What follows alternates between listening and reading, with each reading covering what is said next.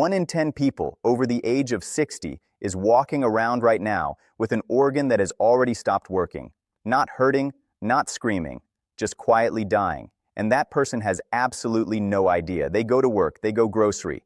This organ does not hurt until it is far too late. It does not shoot pain, does not stab, does not sound an obvious alarm. It silently digests itself using its own enzymes. This process has a name, autolysis, that is self-digestion. The organ's own chemicals begin breaking down the organ itself rather than your food. And while this is happening, a person can sit down to a perfectly ordinary breakfast, eat exactly what is destroying them, and feel completely fine. In December of 2024, the journal The Lancet published a major review of the global data. Over the past 30 years, the number of people living with chronic inflammation of the pancreas has more than doubled. Not increased by 20%, doubled. According to clinical guidelines published in 2024, up to 50 people in every 100,000 currently suffer from chronic pancreatitis. That is chronic, ongoing inflammation of the pancreas. And the most alarming detail in that data is this. The average age of diagnosis has dropped from 50 years old to 39.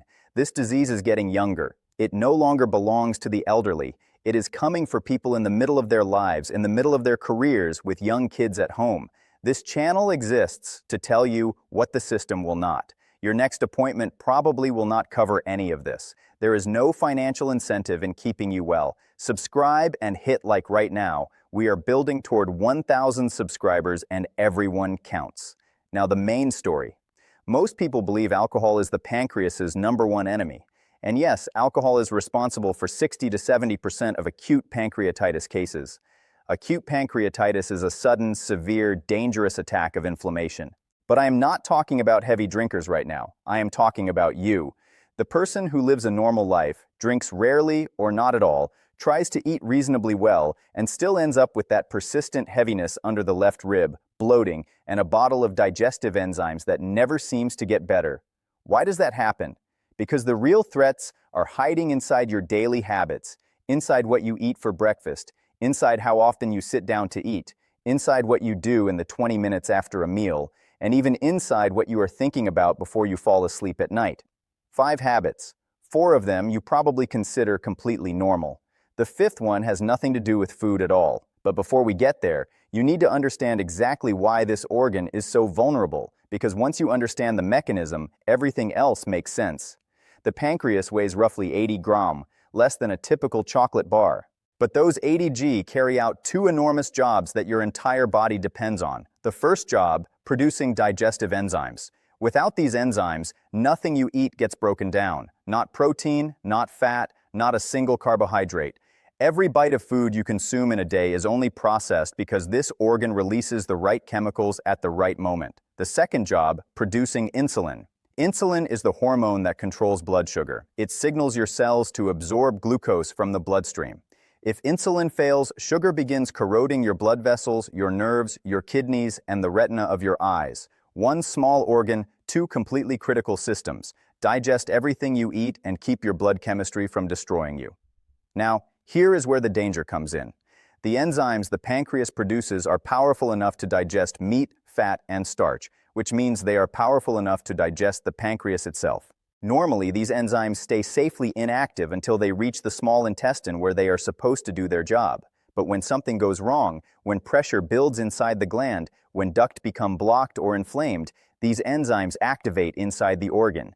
They stop waiting for the intestine. They start digesting the pancreas from the inside. That is AIs. That is the biochemical mechanism that your daily habits can either trigger or prevent.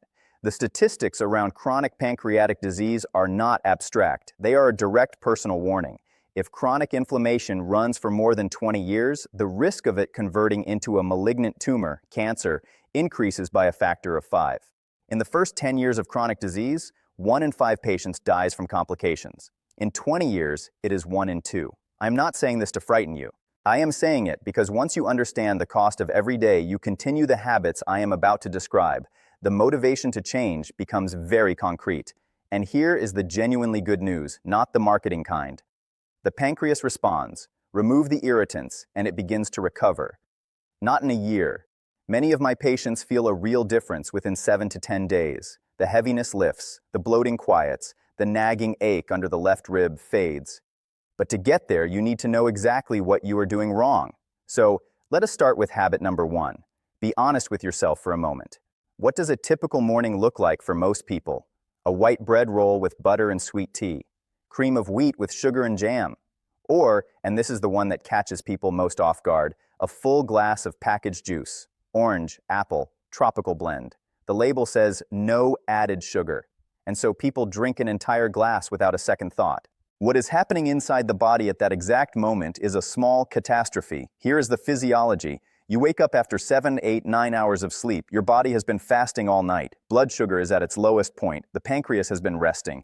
And then you pour a heavy dose of fast-absorbing carbohydrates directly into an empty stomach. Packaged juice, a white roll, sweetened porridge, all of it hits the bloodstream almost instantly. Blood sugar spikes sharply. The pancreas receives an emergency signal. Release a massive surge of insulin. Not gradually, not gently, all at once. This is the equivalent of waking a sleeping person every single morning by throwing a bucket of ice water on them. 365 mornings a year, year after year. Eventually that person stops functioning the way they should, but that is only half of what is happening. At the same moment, the pancreas is rushing out insulin to manage the sugar spike. It also needs to release digestive enzymes because food just entered the stomach. Double load. One 80-gram organ simultaneously managing a blood sugar emergency and a full digestion response from a dead stop. It handles this for a day, a month, a year, 10 years, and then it starts to fail. A separate word about packaged fruit juice specifically. Many people genuinely believe it is a healthy swap for soda. It is not. A single glass of orange juice contains the sugar equivalent of 5 to 6 teaspoons. And the fructose in that juice behaves differently from table sugar. Fructose bypasses the bloodstream and goes directly to the liver, overwhelming it and triggering a release of fatty acids that damage the pancreas. So that morning glass of juice delivers a double strike simultaneously. Fructose hammers the liver while glucose hammers the pancreas. You think you are drinking vitamins, you are actually running 2 damaging processes at once every single morning. What should you do instead? The morning needs to begin gently. The first thing your pancreas needs after a night of rest is not sugar, it is warm water. Plain, clean, warm water. 1 glass sips slowly 20 to 30 minutes before food. This allows the organ to wake up without stress, without a sudden demand. Then breakfast. The golden rule is this. The first thing on your plate should be protein or fiber, never fast carbohydrates, not sweetened oatmeal, not a white roll, not juice. A soft-boiled or hard-boiled egg. Plain cottage cheese, unflavored, around 5% fat. A small piece of boiled chicken with cucumber, rolled oats, not instant oats, but whole grain oats cooked in water without sugar. If you want a touch of sweetness, half a teaspoon of honey, no more than that. When protein or fiber comes first, blood sugar rises slowly and steadily. The pancreas works at a calm, sustainable pace. No emergency insulin surge, no double load on an empty organ. Memorize the sequence. Warm water, pause 20 minutes, protein or fiber, and only then, if you want it, a small portion of complex carbohydrates in exactly that order every morning. That heaviness after meals, the bloating, the dull ache under the left rib, this is not aging. This is your pancreas signaling. It has been trying to tell you something for a long time. You have just learned to ignore it. But the most dangerous habit is not actually what you eat for breakfast. The most dangerous habit is how often you eat and how much you put on your plate in a single sitting. This is habit number 2, and it is the one that causes the pancreas to suffocate. I see the same pattern in patient after patient. In the morning, tea with a sandwich, eaten standing up, already late. During the day, nothing or whatever was convenient. And then in the evening, a full spread, soup, a main course, bread, a sweet drink, and then tea with cookies afterward, one sitting. The food that should have been distributed across 3 or 4 separate meals eaten all at once. Here's what happens to the pancreas. Think of a small pump designed to deliver water in a steady, thin stream. Then someone demands it fill a fire hose in 5 minutes. The gland receives the signal. Enormous quantities of protein, fat, and carbohydrate have arrived simultaneously in massive amounts. Release a massive enzyme response immediately. The ducts, the thin internal tubes through which enzyme fluid flows, fill beyond capacity. Pressure inside the organ builds. The enzymes cannot reach the intestine fast enough. They back up. They activate inside the gland itself. That is AIs again, triggered not by alcohol or disease, but by your perfectly ordinary eating schedule. there is an additional risk that most people never hear about. When you eat infrequently and in large portions, bile, the digestive fluid stored in the gallbladder, stagnates between meals. It thickens, concentrates, and eventually forms crystals and then stones. The bile duct and the pancreatic duct share a single entry point into the small intestine. If a stone becomes lodged at that shared junction, both ducts are blocked simultaneously. The pancreas cannot drain, pressure builds, acute inflammation follows, the kind that ends in the emergency room. I have seen this happen. Emergency surgery, intensive care, critical illness, all because someone's default eating pattern was one large meal a day. Here is something remarkable. For centuries, people in the Caucasus region in Abkhazia, Dagestan, the mountain communities of Georgia, were known for exceptional longevity. Researchers who studied the daily lives of these long-living populations noticed one consistent pattern. They never ate until they were full. They ate 5 to 6 times a day in small amounts. In the morning, a little soft cheese with herbs and flatbread. 2 to 3 hours later, a small handful of nuts or a piece of fruit. At midday, a modest bowl of soup with fresh greens, another light bite in the afternoon. In the evening, a simple dish, often something fermented. A cornerstone of that diet was a fermented dairy drink called matsone. Why does this matter for the pancreas? Matson contains specific strains of lactic acid bacteria, Thermophilus streptococcus, and Lactobacillus bulgaricus. These bacteria create an intestinal environment that reduces inflammatory pressure on the entire digestive system, including the pancreas. Additionally, the protein in matsone is already partially broken down by bacterial fermentation before it enters the body. So, the pancreas does not have to work as hard to process it. If you cannot find matsone, the straightforward alternative is regular kefir, the fermented milk drink available in any supermarket. Choose kefir with a fat content between 2.12% and 3.12% and make sure it is fresh, no more than 3 days old. Fresh kefir carries live lactic acid bacteria. If you can find acidophilus milk, even better. It contains Lactobacillus acidophilus, a strain particularly beneficial for pancreatic health. If you want to go further, you can purchase a dry starter culture from a pharmacy or health food store and make your own fermented drink at home. 1 liter of milk, 1 packet of starter culture, 12 hours in a warm spot, and you have a living product essentially identical to what the Caucasian centenarians drink every day. The principle is simple. Eat more often, but less at each sitting. 4 to 5 times a day, portions no larger than 2 of your fists. That is a practical measure you can use immediately between main meals. A light snack, kefir, a small handful of walnuts, a small apple. This keeps the pancreas working in a sustainable rhythm without ever overwhelming it. You might think, eat right, eat often, and everything will be fine. Not quite, because there is a third habit that can cancel out everything else you are doing. And most people consider it a simple pleasure, a reward, something entirely harmless. It involves one specific combination of foods on your plate. This combination causes the pancreas to accumulate fat. This is habit number 3. Think about the last celebration or holiday meal you had. A birthday, a holiday dinner, Sunday lunch with family. What was on the table? Rich potato salad with mayonnaise. Layered salads again with mayonnaise and boiled vegetables. Fried chicken pastries. And for dessert, a slice of rich cake, layers of puff pastry soaked in fatty cream dusted with powdered sugar, fat and sugar combined in a single piece, and that slice, that entirely ordinary, festive, celebrated dessert, is a slow-release weapon against your pancreas. Why is the combination of fat and sugar so dangerous? Because it forces the pancreas to work on 2 completely separate high-demand systems simultaneously and at full intensity. When you eat fat, the pancreas produces lipase. That is the enzyme responsible for breaking down dietary fats. Fat digestion is the heaviest digestive work the body does. When you eat sugar, the pancreas releases insulin to move glucose from the blood into cells. That is also a serious demand. When fat and sugar arrive together, the pancreas must perform both functions at exactly the same time. Imagine making a person run a marathon while simultaneously solving complex equations separately. They can handle both together. Done repeatedly. The combined strain depletes whatever reserve they had. And here is what happens over time that almost nobody talks about. The pancreas develops fatty deposits, just like the liver, just like the belly. This condition is called steatosis. That is when fat cells gradually replace the working functional tissue of the organ. On an ultrasound, a pancreas with steatosis appears brighter than normal. Doctors describe it as hyperachoic. The radiologist writes in the report, diffuse changes. If you have ever seen that phrase in your own medical results and dismissed it, I need you to hear this. Diffuse changes means living tissue has already been replaced. That is not a minor administrative note. That is a direct signal. As more functional tissue is replaced by fat, fewer cells are available to produce enzymes and insulin. This is precisely why, after the age of 55, so many people suddenly develop elevated blood sugar with no obvious cause. The insulin-producing tissue has literally been infiltrated by fat.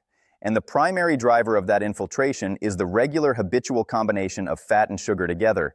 Cakes, pastries, pancakes with sweet and condensed milk, buttered sweet rolls, fried pies with jam, ice cream. In every one of these, fat and sugar arrive simultaneously.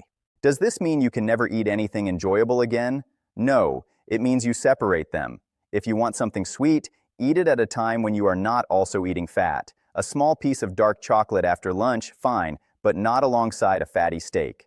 A spoonful of sour cream in your soup, no problem. But do not follow the soup immediately with a heavily sweetened dessert. The rule is straightforward. Do not combine fatty and sweet foods in the same meal. This single change immediately reduces the load on the pancreas, and specifically about baked goods. For many people, baking is tradition, warmth, love. I am not asking you to give that up. I am asking you to make 3 substitutions. Replace white flour with whole grain flour. Reduce the sugar by half or substitute it with dried fruit. Replace margarine with a small amount of real butter. These 3 swaps dramatically reduce the strain on the pancreas while preserving the experience of the food you love. Try it once and see for yourself. 3 habits down. Fast carbohydrates at the start of an empty morning. First hit, large infrequent meals. Second hit, fat and sugar combined in the same sitting. Third hit, 2 more to go. And the fourth one will probably surprise you because it damages the pancreas not through food, but through the nervous system. Specifically through one particular nerve that connects the brain directly to this organ. It is about what you do or do not do in the first 20 minutes after every meal. You just had lunch. Satisfying, filling. What happens next? The couch? Lie down for 5 minutes, let the heaviness pass, catch a few minutes of television. This feels completely normal. Almost everyone does it. And I am about to explain why those 5 minutes on the couch may be one of the most consistent forms of damage you are delivering to your pancreas every single day. When you eat, the pancreas releases enzyme fluid into the pancreatic duct, a narrow tube that runs through the full length of the organ and opens into the small intestine. This duct operates on a gravity-assisted principle. The fluid flows downward. When you are upright, gravity helps it move freely. When you lie down, gravity disappears. The flow slows. Enzyme fluid pools in the duct. Pressure rises. If there is even mild swelling of the duct lining, which almost always occurs after a substantial meal, the duct narrows further. The enzymes cannot exit. They back up and begin activating inside the gland. The same self-digestion mechanism happening in miniature every day, after every meal you lie down from. There is an additional problem. When you lie down after eating, stomach contents can reflux, that is, flow backward into the esophagus. The acid from your stomach reaches the shared junction where the bile duct and the pancreatic duct both empty into the intestine. Acid exposure at that junction causes spasm, a sudden tightening of the smooth muscle there. Spasm blocks drainage. Enzymes are trapped, so that innocent 5-minute rest after lunch is actually delivering a chronic daily cumulative blow. Not once in a while, every single day. What should you do instead? In Japanese culture, there is an unspoken rule. After eating, 20 minutes of light activity. Not exercise, not a run, not squats. Simply being upright and moving gently. Walk around the apartment, wash the dishes, step onto the balcony, and breathe fresh air. Japanese physicians have a phrase for it, the post-meal walk for the pancreas, and this is not cultural tradition alone. Research supports it. Just 15 to 20 minutes of gentle walking after a meal improves the drainage of pancreatic secretions by 30 to 40%. Simultaneously, blood sugar peaks are reduced because working muscles absorb glucose from the bloodstream without requiring insulin. One simple action, 2 direct benefits. The rule to remember, after you eat, stay upright for at least 20 minutes. Ideally, walk slowly, without effort, without breaking a sweat, around the room, down the hallway, around the block. If your legs do not allow walking, sit upright with a straight back, just not horizontal in those first 20 minutes. One more related rule, your last meal of the day should be at least 3 hours before sleep. Not 1 hour, not 90 minutes, 3 hours. If you eat at 10 how in the evening and lie down at 11 sao, you get the full combination. Horizontal position, slow drainage, enzyme pooling, acid reflux, everything at once. 4 habits covered. Now the fifth, the one I mentioned at the very beginning, the one that has nothing to do with what you eat. It is about what happens inside your mind and nervous system. Right now, some of you are thinking, what does anxiety have to do with the pancreas? That is a digestive organ. What does the brain have to do with it? The connection is direct, physical, and anatomical. It runs through a structure called the vagus nerve. The vagus nerve is the longest nerve in the human body. It originates in the brain stem, travels down through the neck alongside the esophagus, wraps around the heart and lungs, passes through the stomach, and reaches the pancreas. It controls the organ directly, commanding it to release enzymes or hold back to increase blood flow or reduce it to relax the ducts or constrict them. The vagus nerve is a literal physical cable connecting your emotional state to your pancreatic function. When you feel calm, safe, and relaxed, this nerve operates in what physiologists call the rest and digest mode. Ducts stay relaxed, enzymes move freely into the intestine, blood flow to the organ is healthy, everything works. Now, picture the opposite. You are worried about your children, your finances, your health, the news. You lie down at night, but your thoughts keep running. You wake up already carrying a weight in your chest, a knot in your throat, a background current of dread. That is chronic stress. In that state, the body shifts into fight or flight mode. The adrenal glands release cortisol and adrenaline, stress hormones. Blood is redirected away from internal organs toward the large muscles. Digestion is deprioritized. The body is in survival mode, the pancreatic ducts go into spasm, blood flow to the gland drops, enzyme fluid stagnates, and then in this state of chronic background tension, you sit down and eat. The stomach receives food, but the pancreas is not ready. It is in spasm, its blood supply is reduced, its ducts are constricted, enzymes are produced and released with difficulty. Food is incompletely broken down, hence the heaviness, the bloating, the pain, and if this happens day after day, month after month, the tissue of the glands suffers from chronic oxygen deprivation. Cells die. They are replaced by scar tissue. Fibrosis begins. The irreversible change I described at the very start. Researchers at Columbia University demonstrated that stress hormones, specifically the catecholamines, which include adrenaline and related compounds, trigger a chain reaction in pancreatic tissue. These hormones stimulate the growth of nerve endings in and around inflamed tissue. Those nerve endings then produce still more stress hormones. The cycle feeds itself. Stress damages the pancreas. A damaged pancreas sends pain signals. Pain amplifies stress. The loop closes. And there is a second piece of research that hit me even harder. Scientists discovered that the pancreas contains a specific protective hormone at a higher concentration than any other organ in the body. This hormone helps enzyme fluid leave the gland safely and enter the intestine without damaging the tissue along the way. But under chronic stress, its levels collapse. Within approximately 18 hours of sustained stress, it becomes almost undetectable in the tissue. The protection shuts off. The pancreas is left exposed to its own enzymes with no defense. This is why habit number 5, chronic unmanaged stress, is more destructive than a poor breakfast. You can eat perfectly. You can eat 5 times a day in small portions. You can never combine fat and sugar. You can walk after every meal, but if you live in a constant state of anxiety, your pancreas will continue to deteriorate. What you put in your stomach matters. What runs through your head matters equally. Here's a concrete tool for this, an ancient Chinese practice that has now been fully validated by modern neuroscience, diaphragmatic breathing. In Eastern traditions, it is called belly breathing and has been used in Qigong practice for more than 2,000 years. Science has confirmed exactly why it works. Here is how to do it. Sit comfortably. Place one hand flat on your chest, the other on your abdomen just below the navel. Take a slow breath in through your nose for a count of 4, and make sure your belly rises, not your chest. The hand on your belly should move outward. The hand on your chest should remain still. Hold the breath for a count of 2. Then exhale slowly through your mouth for a count of 6. The exhale is longer than the inhale. This is essential, not optional. Your belly gently draws inward. Then begin the next cycle. 5 to 7 cycles 3 times a day, before breakfast, before lunch, and before sleep. Why does it work? The extended exhale directly activates the vagus nerve and switches the nervous system from fight or flight into rest and digest mode. Pancreatic ducts relax. Blood flow to the organ recovers. Spasm clears. When you sit down to eat after those breathing cycles, the pancreas is ready, calm, well supplied, functioning properly. 5 habits on the table. Now the question becomes, How do you know how much damage has already been done? There are 3 signs the pancreas sends to the surface of the body that you can check for yourself right now. Look at your chest, your abdomen, your shoulders. Do you see tiny bright red dots? Round, vivid, about the size of a pinhead or slightly larger. They do not itch, do not hurt, do not flake. They simply sit on the skin like small drops of red paint. Many people assume they are minor skin blemishes, old age spots, or broken capillaries. They may actually be what is known as Twelin symptom, small vascular aneurysms that form when pancreatic enzymes leak into the bloodstream and damage the walls of tiny capillaries. An aneurysm here means a tiny abnormal bulge in a small blood vessel.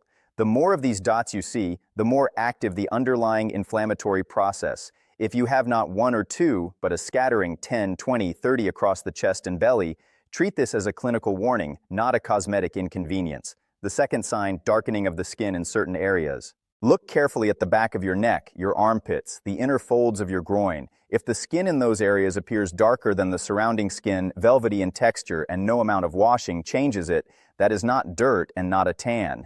This condition is directly tied to impaired insulin sensitivity. When the pancreas has been overworked for years, producing ever-increasing amounts of insulin in an attempt to manage chronically high blood sugar, the body's cells gradually stop responding to it. Insulin accumulates in the bloodstream in abnormal quantities, and that excess insulin causes characteristic darkening in skin folds. If you see this on yourself, you are not looking at a skin condition. You are looking at a metabolic signal telling you that your pancreas has been overburdened for a long time and that you are approaching serious blood sugar dysregulation. The third sign, persistently dry, flaking skin and cracks at the corners of the mouth. When the pancreas can no longer produce sufficient enzymes, dietary fat stops being properly absorbed and fat-soluble vitamins, vitamins A, D, E, and K, are absorbed exclusively through fat. Without vitamin A, skin dries and flakes, particularly at the elbows, knees, and heels. Without vitamin D, bones and muscles weaken. Without vitamin E, skin loses elasticity, and the corners of the mouth crack and split. You buy lotions, hand cream, lip balm, but the problem is not your skin. The problem is a pancreas that cannot process fat and therefore cannot deliver these vitamins to the bloodstream. 3 signals: red pinpoint spots on the torso, darkened velvety skin in body folds, and dry cracking skin with cracked lip corners. If 2 of these 3 apply to you, that is a concrete reason to specifically and deliberately evaluate your pancreatic function with a doctor. Which test do you need? Here is the exact list. First, serum amase, an enzyme produced by the pancreas that spills into the blood in elevated amounts when the tissue is inflamed. Second, serum lipase, a more specific marker, elevated when the actual tissue of the gland has been damaged. Third, fecal elast. This measures how effectively the pancreas is doing its job. Elast 1 in the stool reflects the organ's functional capacity. A low result means significant functional tissue has been lost and enzyme output is insufficient. Fourth, glycated hemoglobin. This reflects average blood sugar levels over the preceding 3 months. An elevated result means the insulin-producing capacity of the pancreas is already compromised. And separately, an abdominal ultrasound. This shows the size of the gland, its structural consistency, the presence of swelling, cysts, or calcifications in the duct. If the radiologist report says diffuse changes, the tissue has already been altered. Do not panic, but do not file it away and forget it either. Bring the results to a gastroenterologist. A gastroenterologist specializes specifically in the digestive system, including the pancreas. Before that appointment, here is something you can check right now. Find the midline of your abdomen, the center line running between your navel and the lower edge of your breastbone. Place 3 fingers there, index, middle, and ring fingers, and press gently, not hard, just firmly enough to feel what is underneath. If you notice tension, firmness, or sensitivity at that spot, this may reflect congestion, swelling, or spasm in the area of the pancreas. A healthy point feels soft, yielding, and painless. A stressed one feels tight and reactive. This is not a substitute for tests and imaging, but it is a quick, immediate way to start listening to your body. Now, the recovery protocol, specific foods, specific recipes, specific daily actions. Forget everything you have heard about aggressive elimination diets and total fasting. It's not possible to explain everything in one video, so let's meet in the next video.